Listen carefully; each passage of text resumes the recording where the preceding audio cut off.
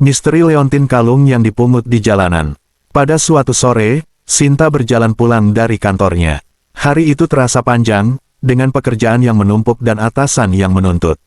Sinta merasa lelah dan hanya ingin segera sampai di rumah. Jalanan cukup sepi karena sebagian besar orang sudah pulang lebih awal. Ketika ia melewati sebuah gang sempit yang sering dijadikan jalan pintas, sinar matahari yang mulai tenggelam memantulkan kilauan dari sesuatu di tanah. Sinta berhenti sejenak, penasaran dengan kilauan itu. Ia mendekat dan melihat sebuah leontin kalung tergeletak di trotoar, setengah tertutup debu. Leontin itu berkilauan dengan indah, terbuat dari logam berwarna emas dan dihiasi batu permata merah yang mencolok. Sinta mengambil leontin itu, membersihkannya dengan jari-jarinya. Siapa yang meninggalkan benda secantik ini?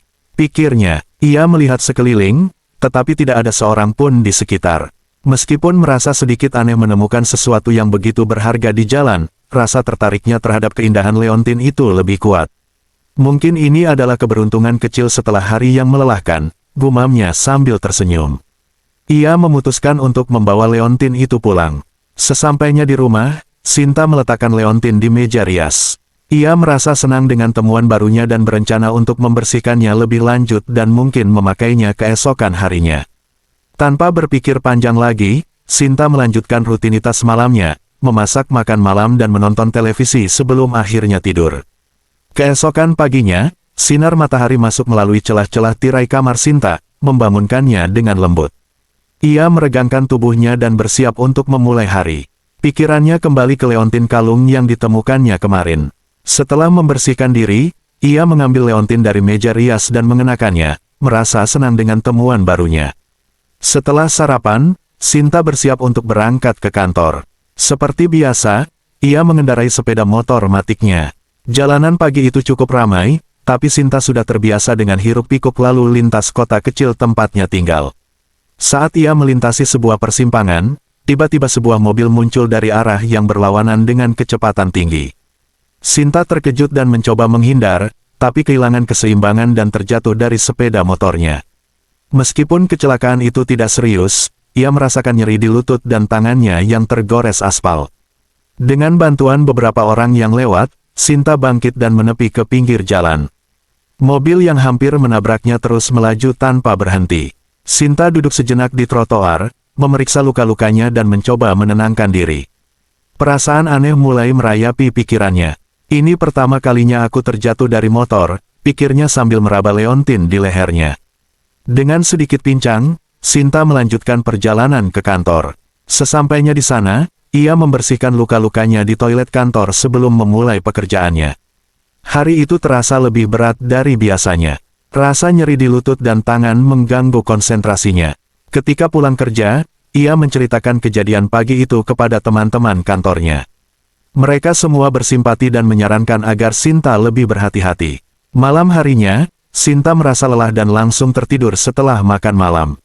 Namun, kesialan itu bukanlah satu-satunya hal yang menunggunya. Kejadian-kejadian aneh dan mengerikan mulai menghampirinya, dan Sinta belum menyadari bahwa semua itu bermula dari leontin kalung yang ditemukannya di jalan. Setelah kejadian kecelakaan kecil yang dialaminya, Sinta merasa perlu lebih berhati-hati. Namun, kesialan tampaknya belum selesai mengintainya. Hari-hari berikutnya, kesialan kecil mulai menumpuk, membuat hidup Sinta semakin tidak nyaman. Pada suatu pagi, Sinta sedang bersiap-siap untuk berangkat kerja. Ia mengenakan seragam kerjanya, merapikan rambut, dan memastikan semua barang penting sudah masuk ke dalam tas. Dompet, ponsel, kunci rumah, dan beberapa dokumen penting ia letakkan di dalam tas yang selalu ia bawa. Saat tiba di kantor dan duduk di mejanya, Sinta membuka tas untuk mengambil dompetnya. Namun, dompet itu tidak ada di tempatnya. Ia mengobrak-abrik tasnya dengan panik, tetapi tetap tidak menemukannya. Sinta merasa bingung karena ingat betul bahwa ia sudah memasukkan dompet itu ke dalam tas sebelum berangkat. Dengan perasaan cemas, Sinta meminta izin kepada atasannya untuk kembali ke rumah dan mencari dompet yang hilang. Di sepanjang perjalanan pulang, ia terus berpikir keras, mencoba mengingat di mana ia bisa meninggalkannya. Sesampainya di rumah, Sinta memeriksa setiap sudut kamar dan ruang tamu, namun dompet itu tetap tidak ditemukan. Dengan perasaan putus asa, Sinta kembali ke kantor tanpa dompetnya. Ia harus meminjam uang dari teman kantor untuk makan siang dan membayar ongkos pulang. Hari itu terasa sangat panjang dan melelahkan, dengan pikiran Sinta terus terganggu oleh kehilangan dompetnya.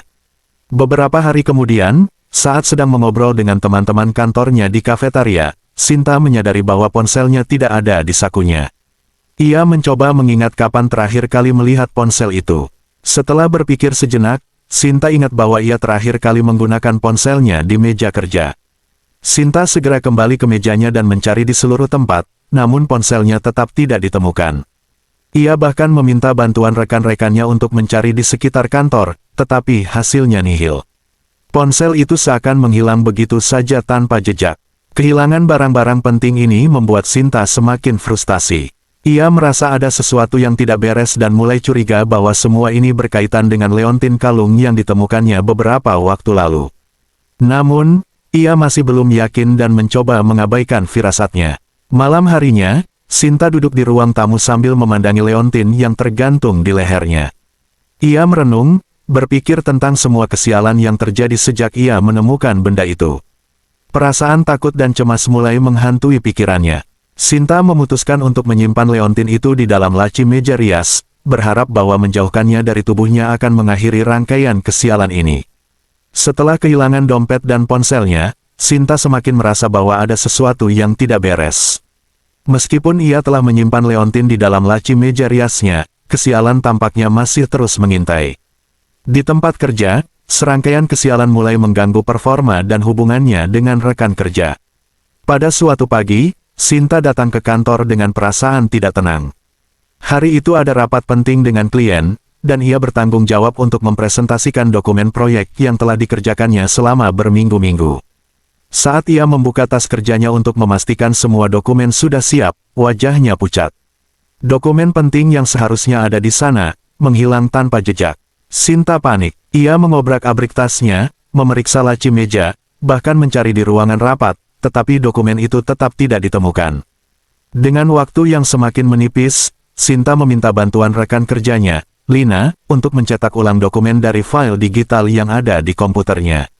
Namun, ketika Sinta dan Lina mencoba mengakses file di komputer, file tersebut tidak bisa dibuka. Sinta merasa sangat tertekan, karena semua data dan hasil kerjanya tidak dapat diakses. Akhirnya, rapat berjalan tanpa presentasi yang lengkap, dan klien terlihat kecewa. Setelah rapat, atasannya, Pak Ardi, memanggil Sinta ke ruangannya. Ia menegur Sinta karena ketidakprofesionalannya dan mengatakan bahwa kejadian seperti ini tidak boleh terulang lagi. Sinta hanya bisa meminta maaf dan berjanji untuk lebih berhati-hati. Beberapa hari kemudian, kesialan kembali menghampiri. Sinta sedang bekerja sama dengan Lina untuk menyelesaikan sebuah proyek. Mereka berdua memiliki tugas masing-masing, tetapi harus saling berkoordinasi agar proyek selesai tepat waktu. Suatu siang, Sinta menerima email dari Lina yang berisi revisi terbaru dari dokumen proyek. Sinta dengan cepat membacanya dan memberikan respons yang menurutnya sudah sesuai. Namun, entah bagaimana, Lina menafsirkan respons Sinta sebagai kritik terhadap pekerjaannya.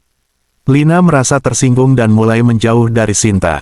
Kesalahpahaman ini membuat komunikasi mereka menjadi tegang, dan pekerjaan proyek pun terganggu. Sinta berusaha menjelaskan maksud sebenarnya, tetapi Lina sudah terlanjur kecewa dan sulit diajak bekerja sama dengan baik. Hubungan yang tegang dengan Lina mempengaruhi kinerja tim secara keseluruhan. Kesalahpahaman dan kurangnya koordinasi menyebabkan beberapa tenggat waktu terlewatkan. Atasan Sinta, Pak Ardi, sekali lagi memanggilnya ke ruangannya dan menanyakan apa yang sebenarnya terjadi. Sinta merasa frustrasi dan kelelahan. Kesialan yang terus-menerus menimpanya membuatnya semakin yakin bahwa semua ini berkaitan dengan leontin yang ditemukannya.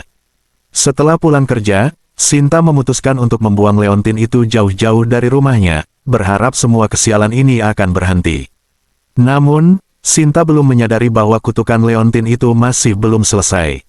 Malam harinya, setelah membuang leontin tersebut, ia mulai mengalami mimpi buruk yang semakin nyata, seolah-olah ada sesuatu yang jahat yang terus mengawasinya, menunggu saat yang tepat untuk menyerang. Setelah mengalami serangkaian kesialan di tempat kerja dan hubungan yang tegang dengan rekan kerjanya, Sinta semakin merasa bahwa ada sesuatu yang tidak beres dalam hidupnya. Meskipun sudah membuang leontin kalung yang ditemukannya, kesialan tampaknya belum berakhir. Suatu malam, setelah lembur di kantor, Sinta merasa sangat lelah dan ingin segera pulang. Ia memasuki mobilnya dan mulai mengemudi menuju rumah. Jalanan malam itu cukup lengang, membuat perjalanan terasa lebih cepat dan sepi. Namun, rasa cemas yang tidak wajar terus menghantui pikirannya. Ketika melewati sebuah jalan yang cukup gelap, tiba-tiba pandangannya terganggu oleh kilauan lampu dari mobil yang datang dari arah berlawanan. Sinta mencoba menyesuaikan matanya dengan cahaya yang menyilaukan, tetapi dalam sekejap, mobilnya menabrak sesuatu di jalan. Ia kehilangan kendali dan mobilnya terguling beberapa kali sebelum akhirnya berhenti di pinggir jalan. Kepalanya terasa pusing dan darah mengalir dari luka di dahinya. Sinta merasakan sakit yang luar biasa di lengan dan kakinya. Ia mencoba membuka pintu mobil yang ringsek, tetapi tidak berhasil. Rasa panik mulai menyerangnya, ia meraba-raba tasnya mencari ponsel untuk meminta bantuan, namun ponselnya juga hilang entah kemana. Beruntung, seorang pengendara lain melihat kecelakaan itu dan segera memanggil ambulans. Dalam kondisi setengah sadar, Sinta mendengar suara sirene mendekat. Para medis segera menolongnya dan membawanya ke rumah sakit terdekat. Selama perjalanan, Sinta mulai mengingat kembali semua kejadian sial yang menimpanya sejak menemukan leontin kalung itu. Di rumah sakit, dokter segera menangani luka-lukanya. Sinta mengalami beberapa patah tulang dan luka di bagian kepala, namun ia beruntung masih hidup. Saat berbaring di ranjang rumah sakit, pikirannya kembali ke leontin kalung yang ditemukannya di jalan beberapa minggu lalu. Sinta mulai menyusun potongan-potongan kejadian yang menimpa dirinya. Kecelakaan sepeda motor, kehilangan barang-barang penting, kesalahpahaman dengan rekan kerja, dan sekarang kecelakaan mobil yang hampir merenggut nyawanya. Semuanya dimulai setelah ia menemukan dan membawa pulang leontin itu. Malam harinya, dalam kondisi setengah sadar akibat obat penghilang rasa sakit, Sinta bermimpi buruk. Dalam mimpinya, ia melihat sosok bayangan hitam yang menyeramkan, menatapnya dengan mata merah menyala. Sosok itu mendekat dan berbisik, "Kau tidak seharusnya mengambil milikku. Kesialan akan terus menghantuimu." Sinta terbangun dengan nafas tersengal-sengal, tubuhnya basah oleh keringat dingin. Ia sadar bahwa kutukan leontin itu masih ada dan mengincar nyawanya. Sinta merasa ketakutan dan bingung, tidak tahu apa yang harus dilakukan untuk mengakhiri semua kesialan ini. Setelah kecelakaan mobil yang hampir merenggut nyawanya, Sinta semakin merasa bahwa hidupnya berada dalam bayang-bayang kutukan. Meskipun ia masih dalam proses pemulihan fisik, pikirannya tidak bisa lepas dari serangkaian kesialan yang terus menimpanya sejak menemukan leontin kalung tersebut. Sinta kembali bekerja setelah beberapa minggu cuti sakit, berharap situasi akan membaik. Namun, kesialan tampaknya belum selesai menghantui. Pada hari pertama ia kembali ke kantor, Sinta menemukan bahwa proyek yang ia tinggalkan dalam keadaan setengah selesai telah mengalami berbagai masalah. Kesalahan teknis dan miskomunikasi dengan tim membuat proyek itu mundur dari jadwal. Pak Ardi, atasannya, memanggil Sinta ke ruangannya. "Sinta, saya mengerti kamu mengalami kecelakaan dan butuh waktu untuk pulih, tapi proyek ini sangat penting dan kita tidak bisa terus-menerus menghadapi penundaan," katanya dengan nada tegas. Sinta mencoba menjelaskan situasinya, tetapi Pak Ardi terlihat tidak sabar.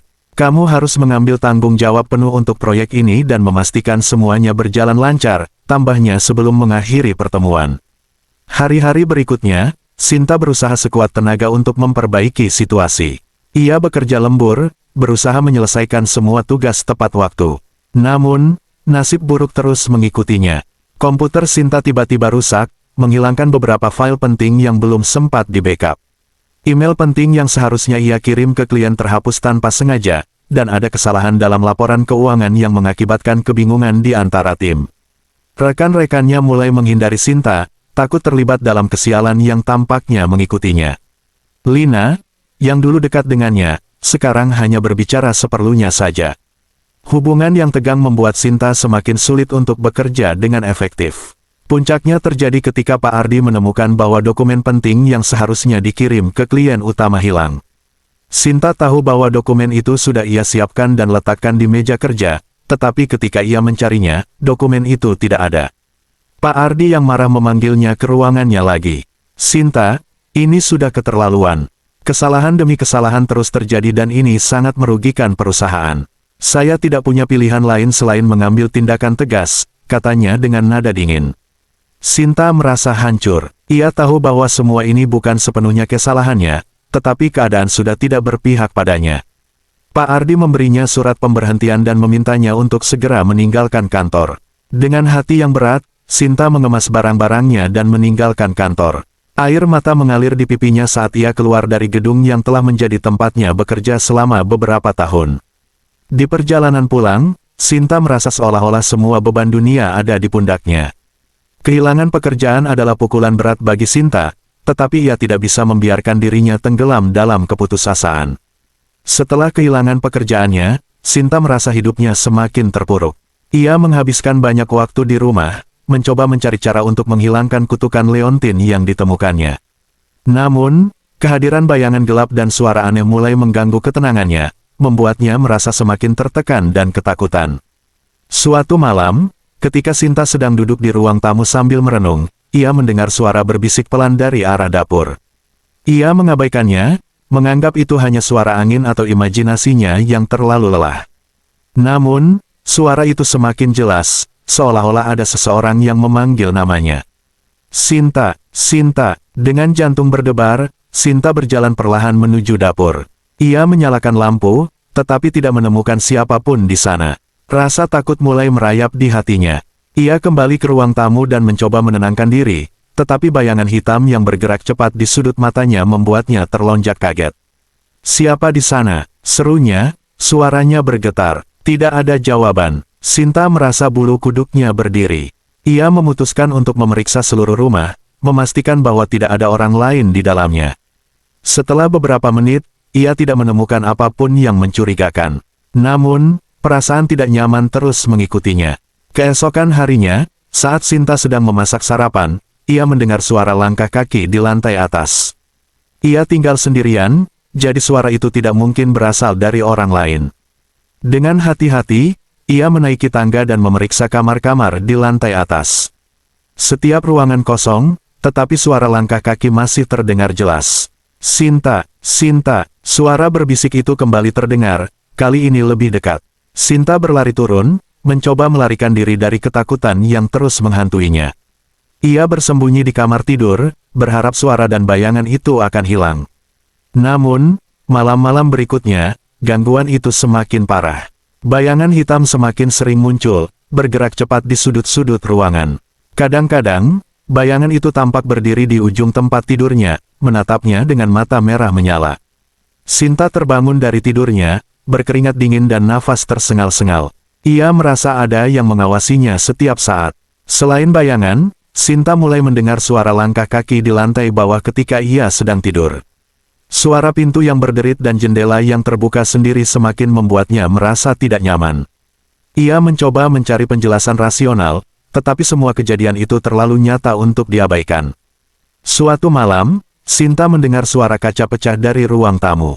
Ia bergegas keluar kamar dan menemukan vas bunga yang jatuh dan pecah di lantai. Tidak ada angin, dan tidak mungkin ada orang lain yang melakukannya. Sinta merasa ketakutan. Ia merasa tidak aman di rumahnya sendiri. Setelah berminggu-minggu dihantui oleh berbagai kesialan, kejadian aneh, dan gangguan supranatural, Sinta akhirnya merasa dirinya tidak bisa lagi menahan tekanan mental dan fisik yang semakin berat. Setiap hari, ia merasa hidupnya semakin berantakan dan diliputi oleh ketakutan yang mendalam. Ia tahu bahwa sesuatu harus dilakukan untuk mengakhiri penderitaan ini. Malam itu, setelah mengalami mimpi buruk tentang sosok bayangan hitam yang selalu menghantuinya, Sinta terbangun dengan keputusan bulat di dalam hati. Ia tidak bisa lagi membiarkan dirinya disiksa oleh kutukan Leontin yang ditemukannya. Ia harus menyingkirkan Leontin itu secepat mungkin. Sosok tersebut mengangkat tangannya dan mulai berbicara dengan suara yang dalam dan mengerikan. "Kau berani membuangku. Kembalikan Leontin itu jika kau ingin menyelamatkan dirimu." Suaranya bergema di seluruh hutan, mengisi udara dengan rasa teror yang tak tertandingi. Sinta merasa ketakutan dan tidak bisa bergerak. "Aku sudah membuangnya. Aku tidak ingin benda itu lagi," teriaknya dengan suara gemetar, mencoba melawan rasa takut yang menguasainya. Sosok itu menggerakkan tangannya, dan seketika hutan di sekeliling Sinta berubah menjadi suasana yang lebih menakutkan. Pepohonan mulai bergerak sendiri, membentuk lingkaran yang semakin sempit. Suara bisikan semakin keras, seolah-olah ada ribuan suara yang menyuruhnya untuk mengembalikan Leontin. Leontin itu milikku, dan kau tidak bisa menghindar dariku. Suara sosok itu semakin dekat, membuat jantung Sinta berdegup kencang. Kembalikan Leontin itu ke tempat asalnya, atau kau akan terus dihantui oleh kutukan ini. Sinta berusaha keras untuk bangkit dari mimpi buruk tersebut, tetapi sosok itu semakin mendekat dan tangannya menjulur ke arahnya, seolah-olah ingin menangkapnya. Dengan segenap tenaga, Sinta akhirnya terbangun dari tidurnya, nafasnya tersengal-sengal dan tubuhnya berkeringat dingin. Pagi setelah mimpi buruk yang menghantui Sinta, ia merasa terjebak dalam kekacauan emosional dan mental. Ketidakpastian tentang nasib Leontin dan ancaman yang terus-menerus muncul membuatnya memutuskan untuk mencari Leontin yang telah dibuang. Ia harus memastikan bahwa Leontin itu benar-benar tidak ada di tempat yang ia tinggalkan. Setelah sarapan, Sinta memutuskan untuk pergi ke tempat pembuangan sampah di mana ia melempar Leontin. Dengan penuh harapan, ia membawa sarung tangan dan kantong sampah ekstra, bersiap untuk mencari di tumpukan sampah. Meski merasa ragu, ia bertekad untuk menemukan Leontin agar bisa menuntaskan masalah ini. Sampai di tempat pembuangan, Sinta mulai mencari dengan cermat di antara tumpukan sampah yang kotor dan bau. Tangan dan bajunya penuh dengan kotoran, tetapi ia tidak memperdulikannya. Ia memeriksa setiap kantong plastik dan kotak, mencoba mengingat di mana tepatnya ia membuang Leontin. Jam demi jam berlalu, tetapi Leontin itu tidak ditemukan. Setiap kali ia merasa hampir menemukan sesuatu, itu hanya sampah biasa tanpa Leontin. Akhirnya, setelah berjam-jam mencari tanpa hasil, Sinta merasa putus asa. Leontin itu tidak ada di tempat yang ia buang. Rasa frustrasi dan kelelahan menguasai dirinya. Ia meninggalkan tempat pembuangan dengan perasaan hampa dan cemas, tahu bahwa usaha tersebut tidak membuahkan hasil. Malam harinya, keadaan Sinta semakin memburuk. Ketika ia mencoba untuk tidur, teror yang lebih menakutkan mulai mengganggu kehidupannya. Sosok menyeramkan yang muncul dalam mimpinya mulai manifestasi ke dunia nyata. Bayangan hitam mulai sering terlihat bergerak di sudut-sudut rumahnya, dan suara bisikan mengerikan terdengar di telinganya. Sinta merasa seolah-olah ada sesuatu yang mengikuti setiap langkahnya. Di tengah malam, ia terbangun mendengar suara pintu berderit keras dan jendela yang terbuka sendiri. Suara langkah kaki di lantai yang tidak terlihat membuatnya semakin panik. Bayangan hitam yang pernah dilihat dalam mimpinya kini tampak lebih nyata, mengintai di kegelapan ruangan. Suatu malam, saat Sinta berada di dapur, ia merasakan sentuhan dingin yang menyentuh lehernya. Ia berbalik dengan cepat, tetapi tidak ada siapa-siapa di sana. Tiba-tiba, sebuah vas bunga di meja dapur pecah dengan keras, menyebabkan kegelapan di sekelilingnya semakin menekan. Sinta berusaha untuk tetap tenang, tetapi tubuhnya bergetar karena ketakutan. Saat ia mencoba tidur kembali, sosok menyeramkan itu muncul dalam bayangannya. Kali ini, sosok itu berdiri di samping tempat tidurnya, dengan mata merah menyala dan tangan yang tampak seperti cakar tajam. Sinta merasakan hawa dingin yang menusuk dan terbangun dengan teriakan ketakutan. Kondisi ini berlangsung setiap malam, dengan sosok menakutkan semakin sering muncul dan mulai mengganggu Sinta secara fisik. Ia merasa sering dijewer, digigit, atau ditarik dengan kekuatan yang tidak terlihat. Tidur yang nyenyak menjadi mimpi yang mustahil, dan hidupnya menjadi semakin mencekam. Sinta merasa terjebak dalam siklus ketakutan yang tidak kunjung berakhir. Ia menyadari bahwa Leontin itu, meskipun sudah dibuang, masih memegang kekuatan untuk mengganggu hidupnya. Dalam keadaan putus asa, Sinta kembali mencari solusi lain, berharap menemukan cara untuk menghentikan teror yang terus menghantuinya. Malam-malamnya dipenuhi dengan rasa takut yang mendalam, dan ia tahu bahwa untuk benar-benar mengakhiri kutukan ini, ia harus menemukan cara untuk menghadapi sosok menakutkan itu dan menyelesaikan masalah yang telah menimpanya. Malam demi malam, ketakutan yang menggerogoti hidup Sinta semakin merenggut kendali dirinya. Sosok menyeramkan yang terus-menerus menghantuinya telah membuat hidupnya tidak tertahan. Bayangan hitam dan suara mengerikan mengganggu setiap aspeknya, dan ia mulai merasa tertekan dan putus asa. Suatu malam, Sinta mengalami teror yang paling buruk. Sosok menakutkan itu muncul di hadapannya, dengan mata merah yang menyala dan cakar panjang yang mencengkeram udara. Sinta tidak bisa lagi menahan ketakutannya dan memutuskan untuk melarikan diri. Ia merasa bahwa satu-satunya cara untuk menghindari teror adalah dengan meninggalkan rumah dan mencari perlindungan di luar.